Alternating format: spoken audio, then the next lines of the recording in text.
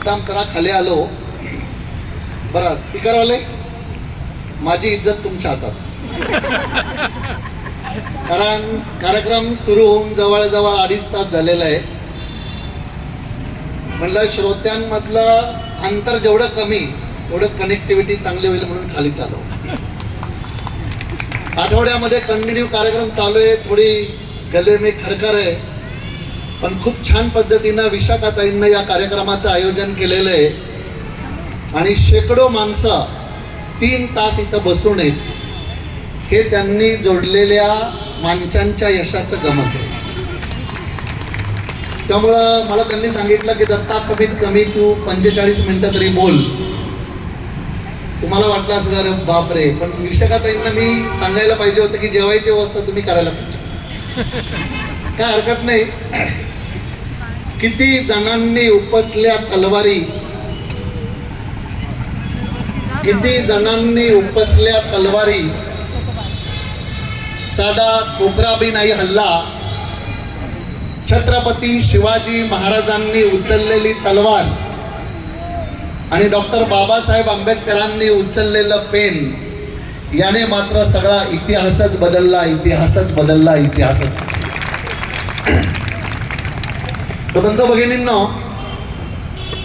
सगळ्यात महत्त्वाचं म्हणजे खूप छान फिलिंग आहे मला की विशाखाताईंनी इंडियन फर्स्ट फोरम याची स्थापना आज केलेली आहे आणि एक चांगला संघ या पुणे शहरामध्ये तयार केलेला आहे. तर भगवान बुद्ध, आपण नेहमी म्हणतो संघम शरणम गच्छामी, तर संघाला शरण जा असं त्यांचं म्हणणं होतं.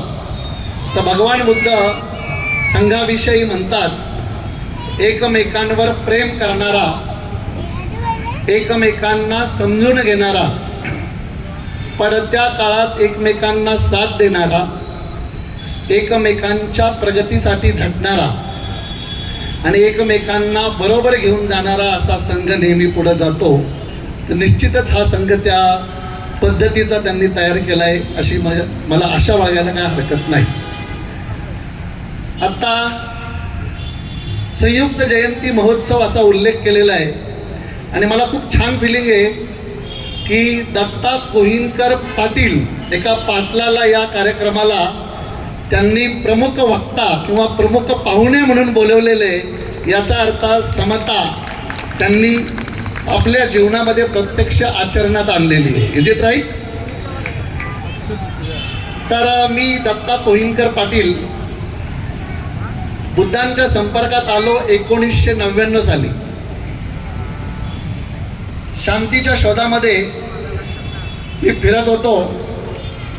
स्वाध्याय परिवारात काम केलं, मग मनशक्तीमध्ये गेलो, आर्ट ऑफ लिव्हिंग केलं, रामकृष्ण मिशन, विवेकानंद केंद्र, योगामध्ये महाराष्ट्रात म्हणजे 99 साली दुसरा आलो होतो. एकदम स्लिम ड्रीम होतो मस्त. मग एस्कॉन, बऱ्याच साधना केल्या, पण कुठंतरी असं वाटत होतं की काहीतरी कमी आहे. शोध चालू होता आणि मग माझ्या मित्राने मला सांगितलं की तू विपश्यना कर. तर मी म्हटलं विपश्यना काय असतं बाबा? तर त्याने सांगितलं की 10 दिवसाचं शिबिर असतं, भगवान बुद्धांची साधना आहे. आता बुद्ध म्हणल्यानंतर आमच्या मराठी लोकांवर पहिल्यापासून प्रभाव, घरात मोठा देवारा, एवढे कोटी देव, ओम ऐं ह्रीं क्लीं फट स्वाहा वगैरे वगैरे लहानपणापासून सगळं कानावर पडलेलं. आणि एकदम बुद्धाकडे जा म्हणल्यानंतर जरा विचारात मग्न झालो. तो म्हटला म्हणजे काय बुद्ध व्हायचं आहे का तिथं? तो म्हटला अरे नाही, सायंटिफिक साधना आहे आणि आम्हाला पहिल्यापासून शिकवलं स्वधर्मो निधनम श्रेया परधर्मो भयावा. स्वतःच्या धर्मात मर, पराये धर्म के पास देखना ही नहीं. तर त्याने मला सांगितलं की अरे तू जा, खूप छान साधना आहे. आणि मी सत्याच्या शोधामध्ये भटकत होतो. 1999 विपश्यनेचं पहिलं शिबिर मरकळ या धम्मानंद विपश्यना केंद्रावर करायला गेलो. बिचकतच गेलो.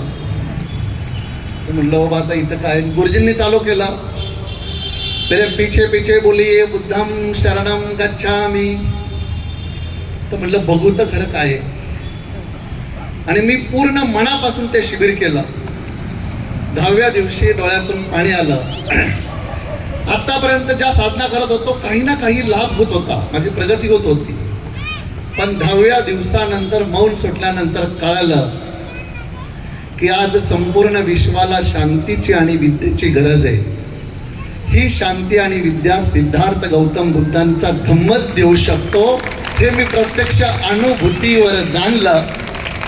आणि तेव्हापासून जे काही धम्मपदाचा अभ्यास चालू केला. मग गोयंका गुरुजींच्या संपर्कात आलो. 15 दिवस श्रीलंकेमध्ये जाऊन धम्मयात्रा केली, धम्मपद वाचलं.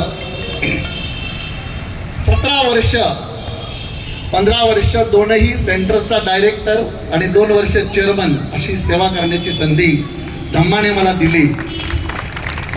तर बंधू भगिनींना खूप छान फिलिंग आहे की आज या कार्यक्रमाला मी इथं आलेलो आहे. आणि मग जसं धम्मामध्ये जोडलं गेलो, मग हळूहळू इकडं आलो. मग बौद्ध समाज जास्त जवळ आला. मग बाबासाहेब आंबेडकरांना बुद्ध आणि त्यांचा धम्म ते वाचण्यामध्ये आलं. आणि मग बाबासाहेबांची महंती कळली. आणि मग हळूहळू प्रवास धम्माच्या मार्गावर चालू झाला. मग जय भीम म्हणायला लागलो. माझे नातेवाईक पाटील कंपनी म्हणायला लागले की अरे पाटलाचं पोरगं हे डोळे बंद करून तिकडं बसतंय, बुद्धम शरणम गच्छामी म्हणतंय, हे 20-20 दिवस 10-10 दिवस जाऊन तिथे गायब होतंय, हे काय चाललंय म्हणे. तर माझे नातेवाईक एकदा सहज म्हणले तू काय जैन वगैरे काय, तू काय धर्म वगैरे असं घेणार म्हणजे बदलणार आहे का, असं काय चाललंय का तुझं काय. तर त्यावेळेला मला एका गोष्टीची आठवण झाली आणि मी त्यांना सांगितलं.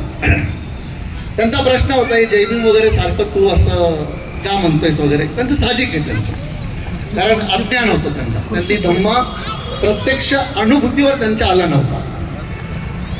मग मी त्यांना सांगितलं ज्या वेळेला डॉक्टर बाबासाहेब आंबेडकरांना बॅरिस्टर ही पदवी मिळाली, पराळ भागामध्ये कोल्हापूरचे राजे छत्रपती शाहू महाराज बाबासाहेब आंबेडकरांना भेटण्यासाठी आले. राजे तिथं आल्यानंतर मुंबईमध्ये त्या पराळ भागामध्ये राजांची काही लोक बाबासाहेबांच्या घरात गेली आणि सांगितलं कोल्हापूरचे राजे तुम्हाला भेटण्यासाठी आलेले आहेत बाबासाहेब चला.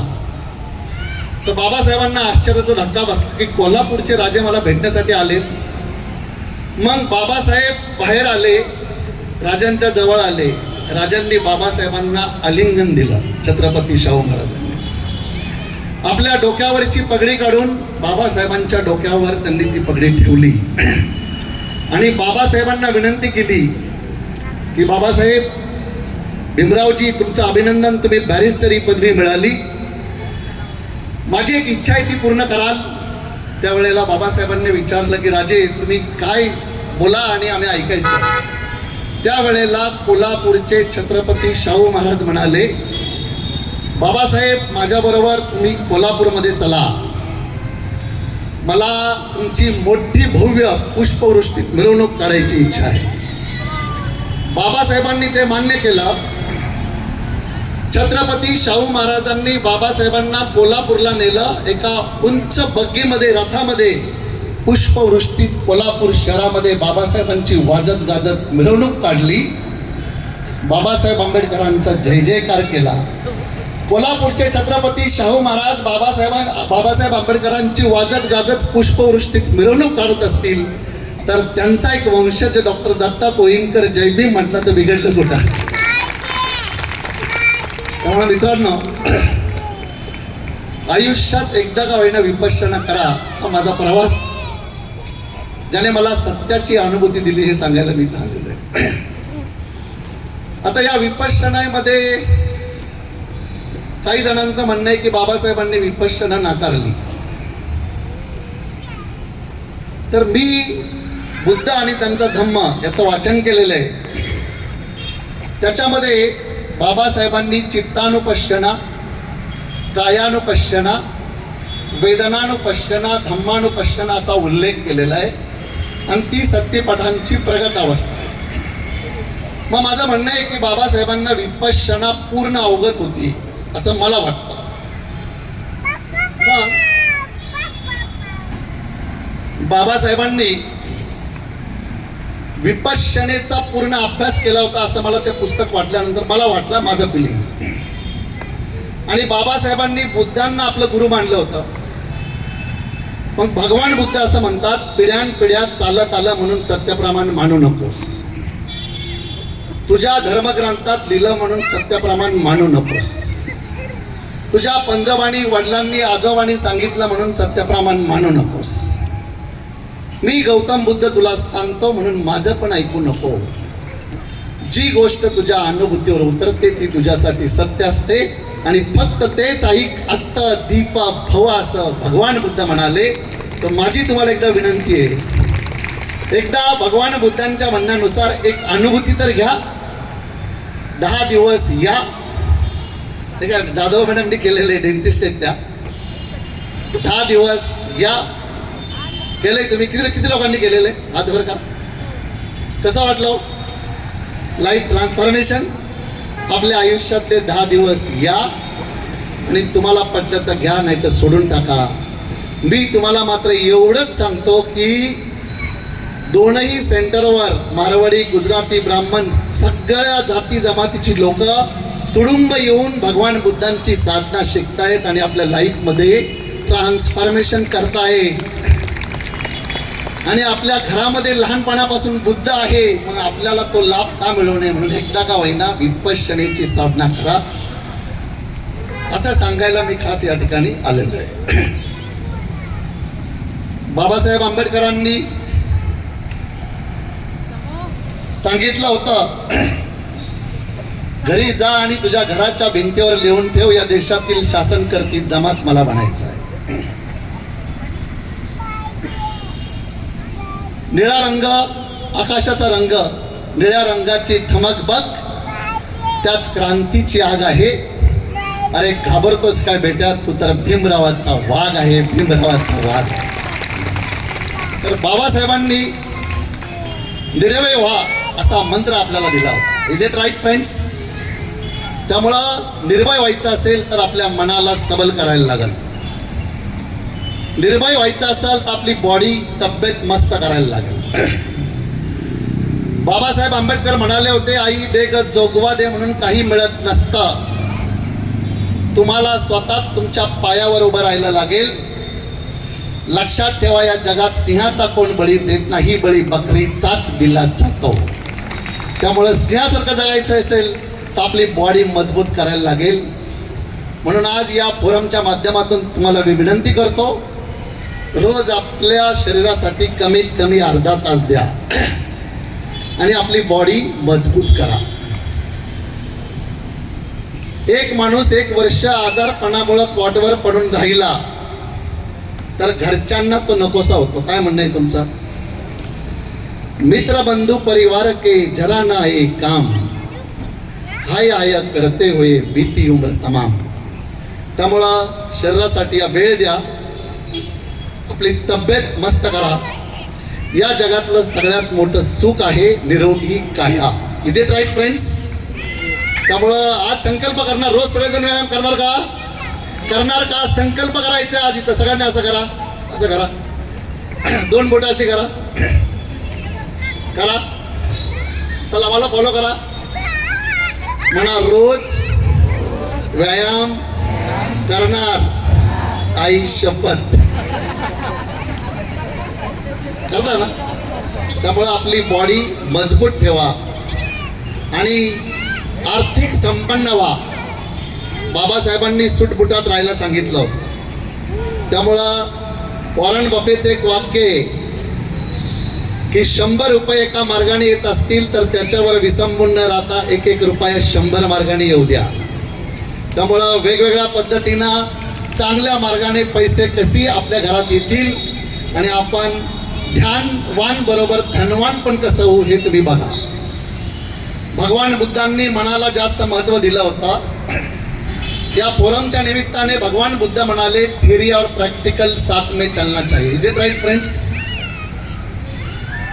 मग थिअरी आणि प्रॅक्टिकल, भगवान बुद्ध असं म्हणाले what you think you become. Is it right? जसा तुम्ही विचार कराल तसे तुम्ही व्हाल. बरोबर आहे?